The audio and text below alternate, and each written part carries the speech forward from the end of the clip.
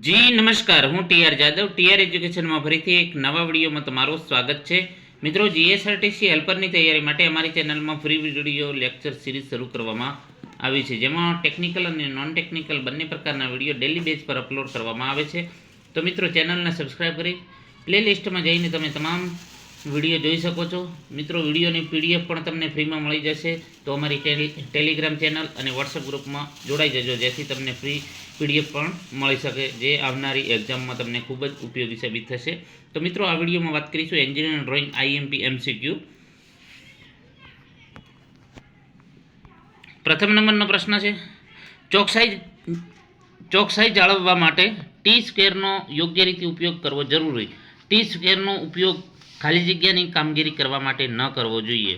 ઊભી લાઈન દોરવા, ત્રાસી લાઈન દોરવા, ડ્રોઈંગ પેપરને ટ્રીમ કરવા, ડ્રોઈંગ પેપરને બોર્ડ પર લગાવવા. તો ચોકસાઈ જાળવવા માટે ટી સ્ક્વેરનો યોગ્ય રીતે ઉપયોગ કરવો જરૂરી છે, પરંતુ ટી સ્ક્વેરનો ઉપયોગ ખાલી જગ્યાની કામગીરી માટે ન કરવો જોઈએ. તો કઈ કામગીરી માટે ન કરવો જોઈએ?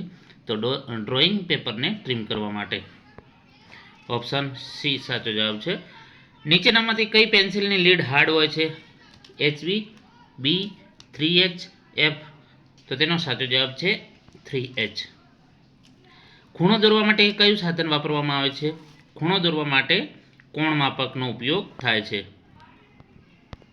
એના પછી વાત કરીશું સ્ટીલ રૂલ એટલે કે ફૂટપટ્ટી પર કયા બે પ્રકારના માપ હોય છે? સેમી અને ડેસીમીટર, મીટર અને ઇંચ, મિલીમીટર અને ઇંચ, મિલીમીટર અને મીટર. તો તેનો સાચો જવાબ છે મિલીમીટર અને ઇંચ. બંને પ્રકારના માપ હોય છે. એન્જિનિયરિંગ ડ્રોઈંગ દોરવા માટેની પેન્સિલ પસંદગી કરતી વખતે કઈ બાબતો ધ્યાન રાખવી જોઈએ? લંબાઈ, ડાયામીટર, ગ્રેડ, લીડનો કલર. તો તેનો સાચો જવાબ છે ગ્રેડ. સખત હાર્ડ પેન્સિલનો ગ્રેડ કયો છે? 7B, 7HB, 9HB, 9H. તો તેનો સાચો જવાબ છે 9H. નરમ સોફ્ટ પેન્સિલનો ગ્રેડ કયો છે? HB, 2H, H, 7B. તો તેનો સાચો જવાબ છે 7B. બંને સેટ સ્ક્વેરમાં કયો ખૂણો સરખો હોય છે? 30, 60, 45, 90. તો તેનો સાચો જવાબ છે 90. નેક્સ્ટ, મુક્ત હસ્ત રેખાચિત્ર દોરવા માટે પેન્સિલની અણીનો પ્રકાર કેવો હોવો જોઈએ? અણીનો આકાર કેવો હોવો જોઈએ? પોઇન્ટેડ આકાર, કોનિકલ આકાર, ચિઝલ આકાર, રાઉન્ડ આકાર. તો તેનો સાચો જવાબ છે કોનિકલ આકાર. IS 1444 1989 મુજબ D0 ટાઈપના ડ્રોઈંગ બોર્ડની સાઇઝ કેટલી હોય છે? તો તેનો સાચો જવાબ છે 1500 બાય 1000 બાય 25. મોસ્ટ IMP પ્રશ્નો છે મિત્રો, આ વારે પરીક્ષામાં પૂછાય છે. એના પછી IS 1444 1989 મુજબ D1 ટાઈપના ડ્રોઈંગ બોર્ડની સાઇઝ કેટલી છે? તો તેનો સાચો જવાબ છે 1000 બાય 100 બાય 25. મોસ્ટ IMP પ્રશ્નો છે મિત્રો. IS 1444 1989 મુજબ D2 ટાઈપના ડ્રોઈંગ બોર્ડની સાઇઝ કેટલી છે? તો 700 × 500 × 15. મોસ્ટ IMP પ્રશ્નો છે.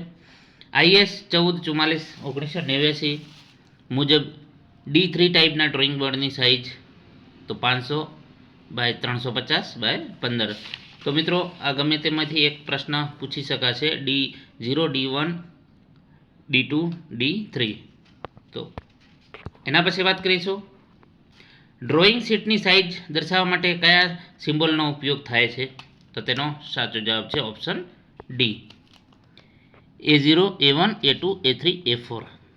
બાજુની આકૃતિમાં આપેલ ડ્રોઈંગના સાધનનું નામ જણાવો. અહીં મિત્રો આકૃતિ આપેલી છે, તો કયા નામે ઓળખવામાં આવે છે? તો સ્મોલ પેન્સિલ કંપાસ. એન્જિનિયર ડ્રોઈંગમાં સેક્શન લાઇન કેટલા અંશે દોરવામાં આવે છે? તો તેનો સાચો જવાબ છે 45 ડિગ્રી. એવી રેખાઓ કે જેમની વચ્ચેનું અંતર સરખું રહે છે અને તેને ગમે તેટલી લંબાવવામાં તો પણ બિંદુમાં ભેગી થતી નથી. તો કઈ? તો સમાંતર રેખાઓ. નેક્સ્ટ, એક સરખા ભાગ કરવા અથવા તો એક માપને બીજી જગ્યાએ ઝડપથી સેટ કરવામાં આમાંના કયા સાધનનો ઉપયોગ થાય છે? સેટ સ્ક્વેર, ઇનસાઇડ ડિવાઈડર, એક પણ નહીં. તો તેનો સાચો જવાબ છે ડિવાઈડર. ટી સ્ક્વેર અને સેટ સ્ક્વેરની મદદથી ઘણી બધી પ્રકારની રેખાઓ દોરી શકાય છે. ટી સ્ક્વેરની મદદ લઈ સેટ સ્ક્વેરની મદદથી કઈ લાઈન દોરી શકાય છે? વર્ટિકલ, વક્ર લાઇન, હોરિઝોન્ટલ લાઇન, એક પણ નહીં, તો તેનો સાચો જવાબ છે વર્ટિકલ લાઇન. ટી સ્ક્વેરની મદદથી નીચેનામાં કયા પ્રકારની રેખા દોરી શકાય છે? તો ટી સ્ક્વેરની મદદથી આડી સમાંતર રેખાઓ. ટી સ્ક્વેરની સાઇઝ કેવી રીતે નક્કી કરવામાં આવે છે? તો બ્લેડની પહોળાઈના આધારે.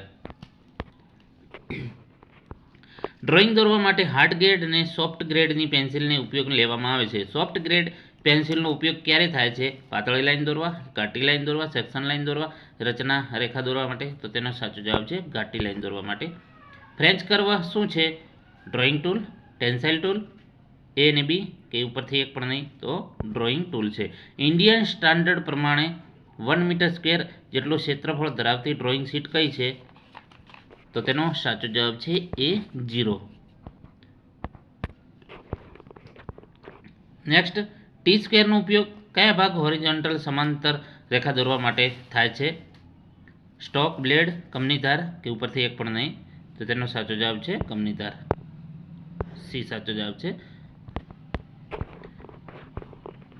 એના પછી વાત કરીશું, ડ્રોઈંગ બોર્ડ ઘણા બધા ભાગોનું બનેલું હોય છે, તેમાંથી એક ભાગને બેટન્સ કહે છે. આ બેટન્સનો ઉદ્દેશ્ય શું છે? તો તેનો સાચો જવાબ છે વાર્પિંગ થતું અટકાવવા માટે. મોસ્ટ આઈએમપી પ્રશ્ન છે. ટી સ્ક્વેરનો હેડ ડ્રોઈંગ બોર્ડના જે ભાગ પર સરકાવવામાં તે ભાગનું નામ શું છે?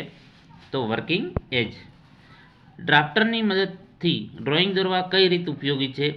સમાંતર ને લંબ રેખા, કર્વ દોરવા, વર્તુળ દોરવા, ઉપરના બધા, તો તેનો સાચો જવાબ છે સમાંતર ને લંબ રેખા દોરવા માટે. A0 ડ્રોઈંગ શીટનું ક્ષેત્રફળ કેટલું હોય છે? તો 1 મીટર સ્ક્વેર.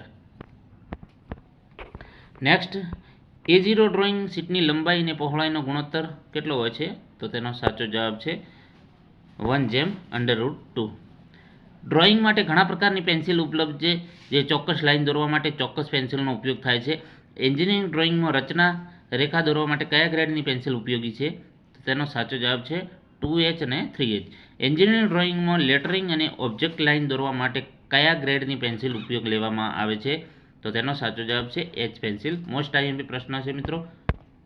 નેક્સ્ટ, ડ્રોઈંગ શીટની લંબાઈ અને પહોળાઈનો ગુણોત્તર ખાલી જગ્યા છે, તો તેનો સાચો જવાબ છે 1/√2. ઓપ્શન ડી સાચો જવાબ છે. ખૂણાઓ માપવા માટે કયા સાધનનો ઉપયોગ થાય છે? તો કોણ માપક. વારે વારે પ્રશ્ન પૂછાયેલો છે, આઈએમપી પ્રશ્ન છે મિત્રો.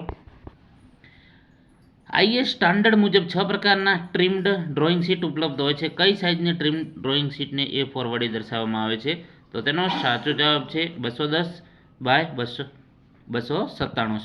મોસ્ટ આઈએમપી પ્રશ્ન. ઓપ્શન ડી સાચો જવાબ છે.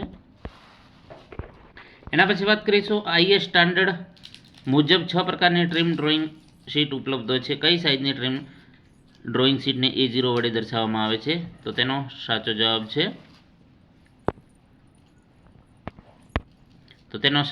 છે ઓપ્શન એ 841/1189. નેક્સ્ટ, તો મિત્રો આ મોસ્ટ આઈએમપી પ્રશ્નો હતા એન્જિનિયરિંગ ડ્રોઈંગના. જો વિડીયો પસંદ આવે તો લાઇક, શેર અને સબસ્ક્રાઈબ કરવાનું ન ભૂલતા. Thank you for watching this video.